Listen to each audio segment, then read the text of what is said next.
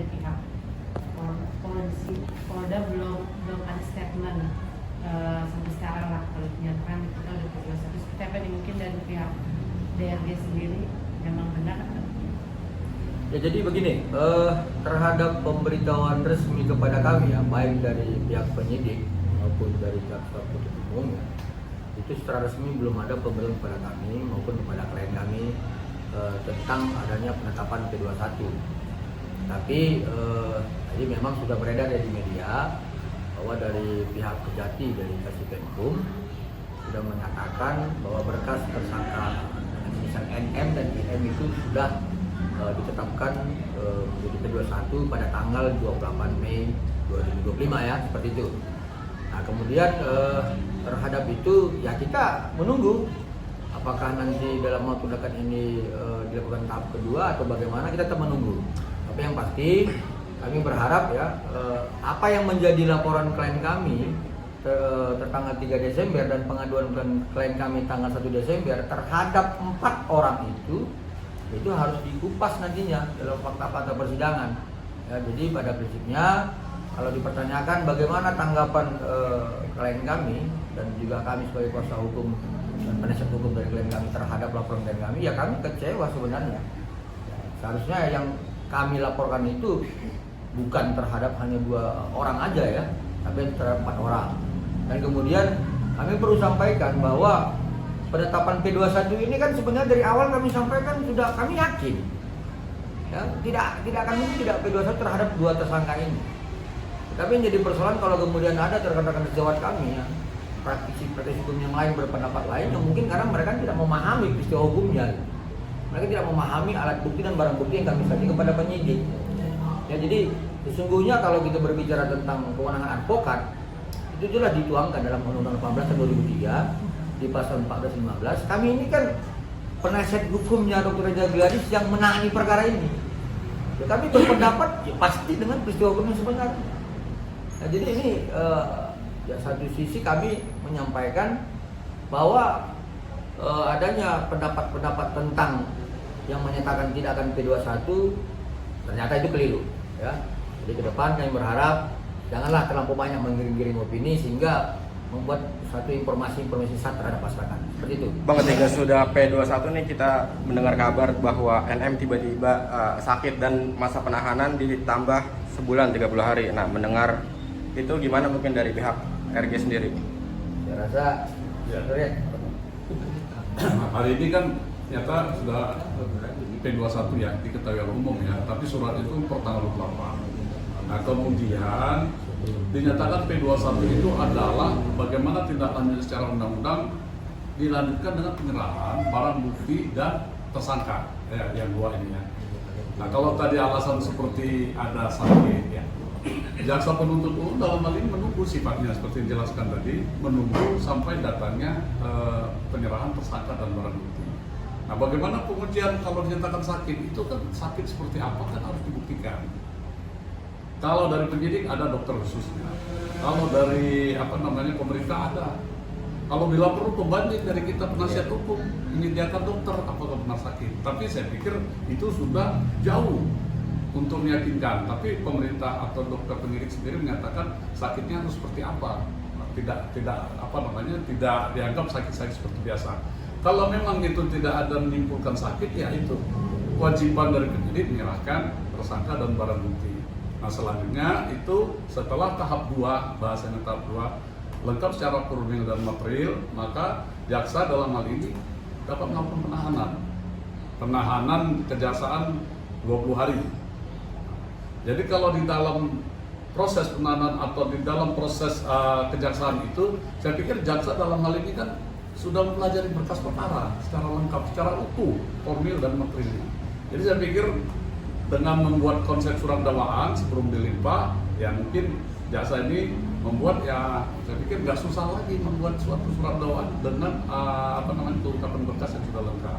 Jadi nggak sampai 20 hari, saya pikir kewenangan di jaksa dalam penahanan ini sudah dilimpah berkas perkara untuk dilanjutkan ke pengadilan. Nah pengadilan lah nanti akan membuka semua bukti-bukti yang ataupun berkas perkara secara terbuka untuk umum.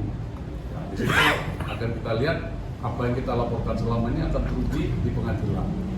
Jadi itu mungkin penjelasan untuk Pak Desatu.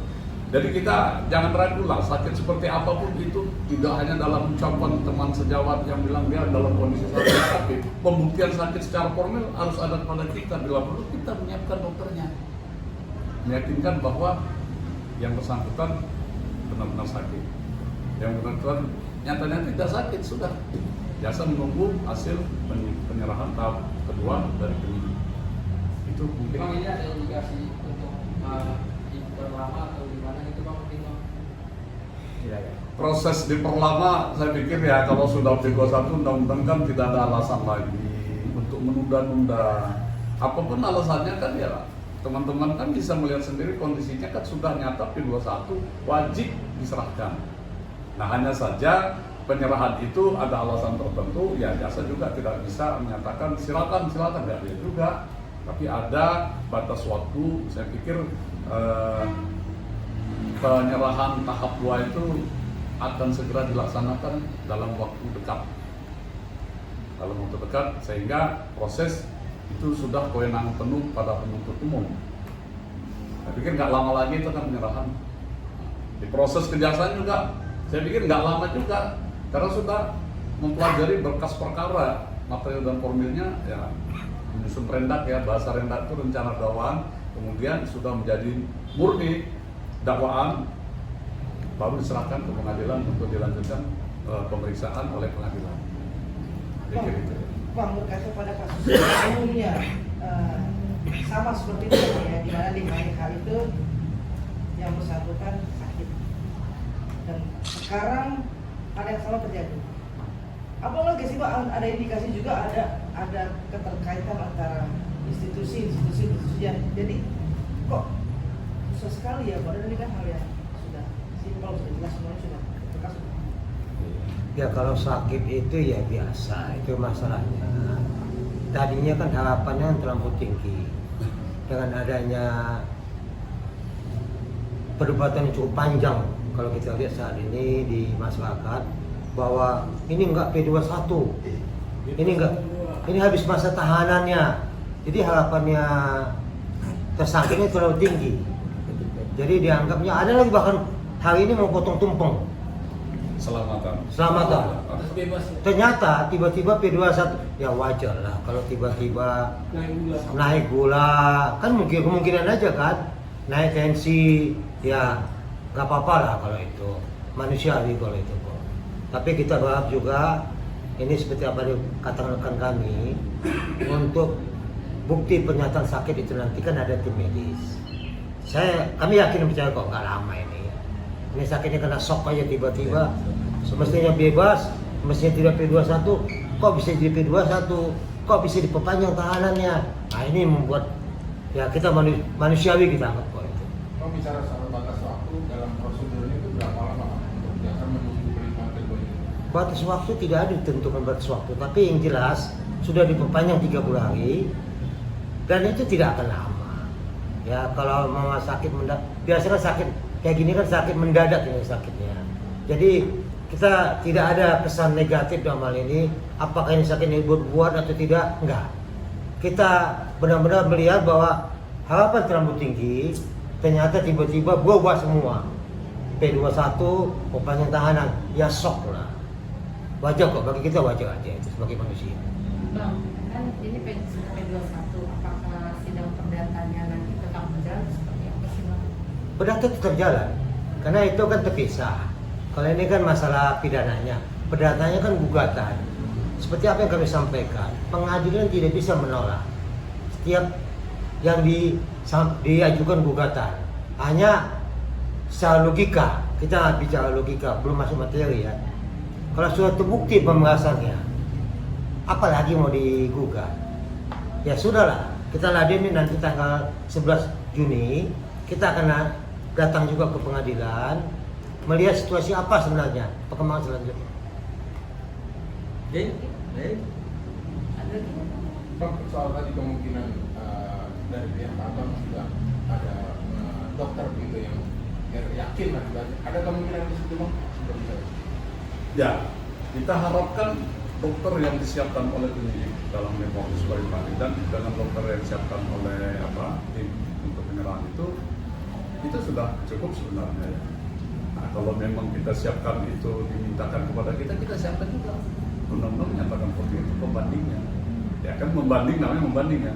Karena begini, pertanyaan awal yang datang apabila diserahkan ini NF dengan M ke kejaksaan, pertanyaan jasa, apakah saudara dalam keadaan sehat?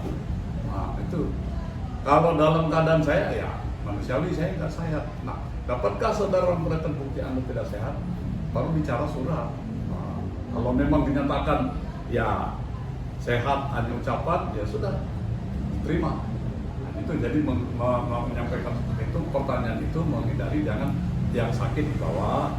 Nah, padahal seperti tadi disampaikan manusiawi orang sakit ya sakitnya seperti apa harus diuji melalui medical medis ya.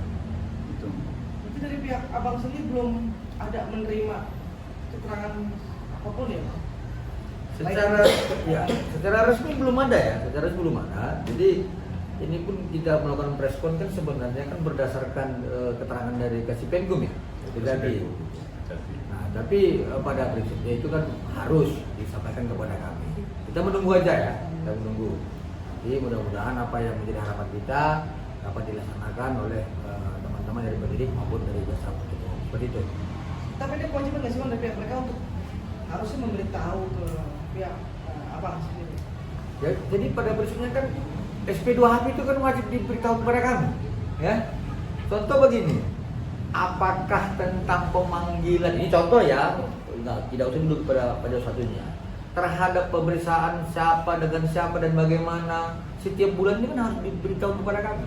Apalagi dengan perkembangan proses seperti tahapan ini, itu wajib sampai kepada kami sebagai kami pelapor ya. Oke, yang lain? Kami kan kalau lakukan tentang mekanisme review, maksudnya mekanisme P21 dimaksudnya Itu proses administrasi ya. Surat itu diketahui dijelaskan ada tanggal 28 Mei ya, itu dibuatkan P21. Nah itu kan ada proses. Mungkin penandatanganannya secara resmi, pengirimannya ke penyidik itu, kemudian penyidik menerima secara resmi, barulah semacam ada bahasa disposisi dari pernyataan diterima secara resmi tanggal hari ini tanggal 2. Diketahuinya kalau P21 dari pihak kejaksaan sudah jelas pengirimannya tanggal 30 ya. Tanggal 2. Jadi itu proses administrasi saja yang dianggap ya sudah diterima, tinggal menunggu aja tahap penyerahan tersangka dan barang. Jadi kan mendadak nih. Saya pikir ya nggak mendadak lah. Kalau mendadak itu batas-batas kan siapa yang mau bekerja itu profesional semua ini, para jasa, para penyidik, saya pikir udah terbiasa lah jalan seperti itu. Kan dimulai pas titik terakhir. Ya, memang diharapkan hari ini tanggal 2 itu penyerahan tahap 2. Tapi kenyataannya karena ada sesuatu masalah yang menurut dari pihak sama sakit ya kita lihat juga. Jadi kita sebenarnya masih menunggu dari pemberitahuan dari tahap 2. Ya, mungkin sampai situ ya. Oke. Siap. Yang lain? Cukup, Bang. Oke.